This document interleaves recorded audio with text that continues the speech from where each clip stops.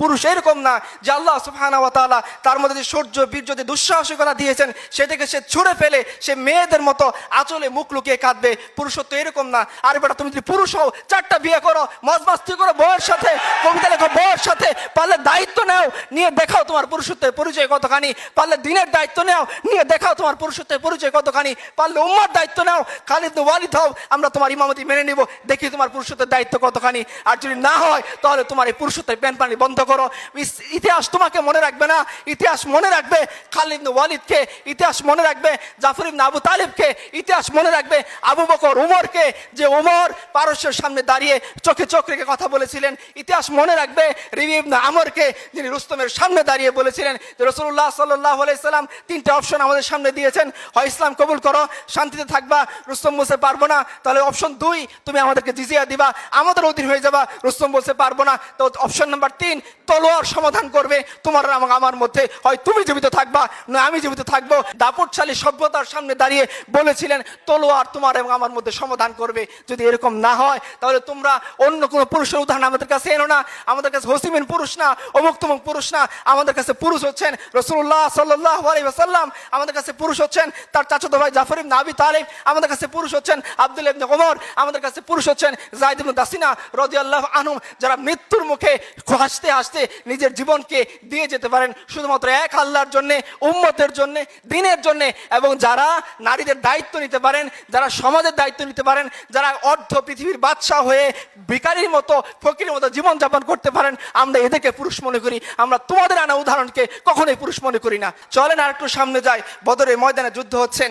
আমাদের আপনারা জানেন সাহাবীদের মধ্যে অনেক বড় একজন ধনী সাহাবী ছিলেন আব্দুর রহমান ইবনে আউফ রাদিয়াল্লাহু আনহুম। উনি যুদ্ধ করতেছেন উঁচু ঘোড়ায় চড়া, তার পাশে 2টা বাচ্চা আসছেন, তার দুজনের নাম হচ্ছে মাজ এবং মুয়াজ। দুইজনকে বাচ্চাকে দেখে তিনি বলতেছিলেন, হাই যুদ্ধের এই কঠিন মুহূর্ত, সামনে দুঃসাহসিক বাহিনী, আমাদের রসুল তার আক্রমণ করতেছে, আমরা লড়াই করতেছি, এই মুহূর্তে আমার সাথে যদি 2জন বাচ্চা না হয়ে 2জন ম্যাচিউর কেউ হইতো, যুদ্ধবাজ কেউ হইতো, তাহলে আমি খুব সহজেই এই 2জনকে সাথে নিয়ে আবু জেহেলের উপর আক্রমণ চালাইতাম। দেখেন এই পিচ্চি বাচ্চা 15-16 বছরের বয়স, মাজ এবং মুয়াজ, পুরুষত্বের বৈশিষ্ট্য এই পিচ্চি বাচ্চাদের কাছ থেকে ইতিহাস শিখে নেক। তারা বলতেছেন, হে চাচা যান, হে আঙ্কেল, আবু জেহেল কোথায়? তো আব্দুর রহমান ইবনে আউফ খুব ভয় পেয়ে গেছেন, চমকপ্রদ হয়ে গেছেন। বলতেছে, বাবারা তোমরা আবু জেহেলকে দিয়ে কি করবা? বলছে, হে আমাদের চাচা, আমরা শুনেছি যে আল্লাহ রাসূল সাল্লাল্লাহু আলাইহি সাল্লামকে কষ্ট দেওয়ার ক্ষেত্রে আবু জেহেল ছিল সবচেয়ে বেশি অগ্রগামী। আজকে 2 ভাই মিলে আমরা শপথ করে আসছি, হয় দুনিয়াতে আবু জেহেল থাকবে নয়তো আমরা থাকবো। যখন এই কথা সে শুনছে তখন সে বলতেছে, বাবা ওই যে দেখো আবু জেহেল, সে উঁচু ঘোড়ার উপরে চড়া, তাকে কেন্দ্র করে অনেকগুলো বড় বডিগার্ডরা আছে, তাকে নিরাপত্তা দিচ্ছে, ওই যে আবু জেহেল। আব্দুর রহমান ইবনে আউফ ইতিহাসের কিতাব খুলে দেখেন, খুলেন বিদায় ওয়ান নিহায়া, সিরাত ইবনে হিশাম, যে কোনো কিতাবের মধ্যেই নবী সাল্লাল্লাহু আলাইহি ওয়াসাল্লামের জীবনী পড়তে গেলে এই ঘটনা আপনাকে অবশ্যই পড়তে হবে। তো উনি বলতেছেন, আমি এই কথা বর্ণনা করছি মাত্র, আমি দেখলাম এই 2টা বাচ্চা যাদের বয়স 14 থেকে 15, এরা দৌড়ে বাজ পাখির মতো চলে গেল আবু জেহেলের কাছে, শত্রুর সারি ভেদ করে একজনকে আবু জেহেলের ঘোড়ার পায়ে আঘাত করলো, আরেকজনকে আবু জেহেলের শরীরে আঘাত করলো। ওদের একজনের মধ্যে আবু জেহেলের বডিগার্ড এসে একজনের হাত কেটে ফেলছে, এক হাত ঝুলন্ত অবস্থায় সে যুদ্ধ করতে পারতেছে না। তো সে ওই মুহূর্তে নিজের হাতকে পা দিয়ে টেনে ছিঁড়ে ওই আবু জেহেলের পর্যন্ত মরণপণ সে লড়াই চালিয়ে গেল।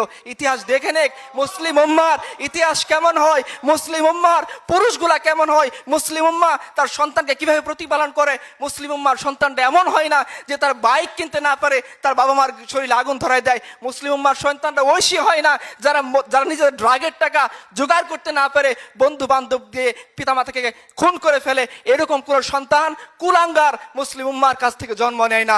মুসলিম উম্মার কাছ থেকে জন্ম নেয় আব্দুল্লাহ ইবনে ওমর, সে যুদ্ধের মধ্যে শরীক ছিলেন।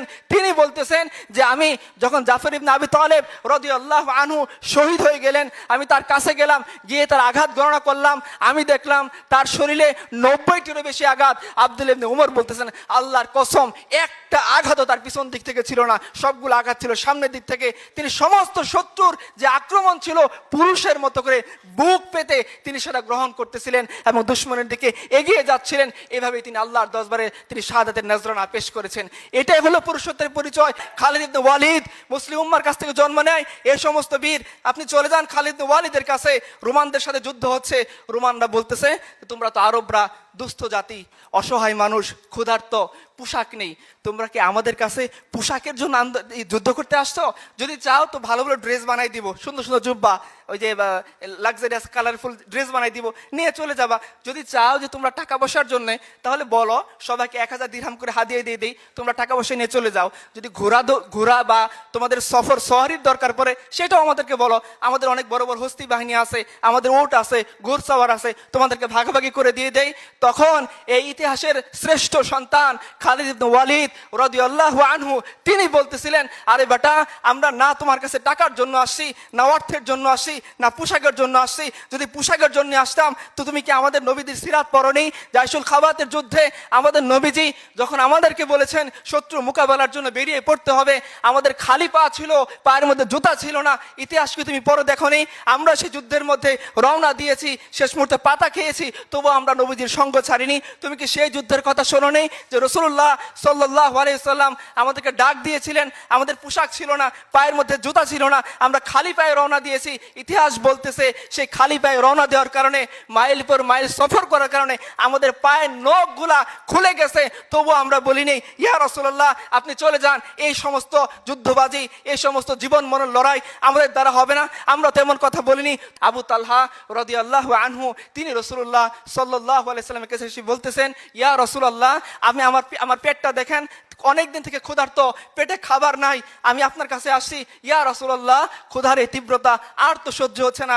এই যে 40 হাত করে খন্দক ক্ষুধার দায়িত্ব দিয়েছেন, আপনি নিজেও খুঁড়তেছেন, আমিও খুঁড়তেছি। ইয়া রাসূলুল্লাহ খুঁড়তে খুঁড়তে ক্ষুধার যন্ত্রণায় কষ্ট হয়ে যাচ্ছে, পেটের মধ্যে যাতে গড়গড় আওয়াজ না করে, পেটটা যাতে ঠান্ডা থাকে, এই জন্য পেটের মধ্যে একটা পাথর বেঁধে রাখছি। ইতিহাস দেখেন রাসূলুল্লাহ সাল্লাল্লাহু আলাইহি সাল্লাম নিজের পেট মিবারক খুলে দেখাইছেন, হে আবু তালহা তুমি একা ক্ষুধার্ত নও, তোমার নবী সেও ক্ষুধার্ত অবস্থায় পেটের মধ্যে 2টা পাথর রেখে খন্দক খুঁড়তেছে। ওই অবস্থায় এই অবস্থায় কষ্টকর মুহূর্তে সাহাবায়ে কেরাম ভরকে গিয়েছেন।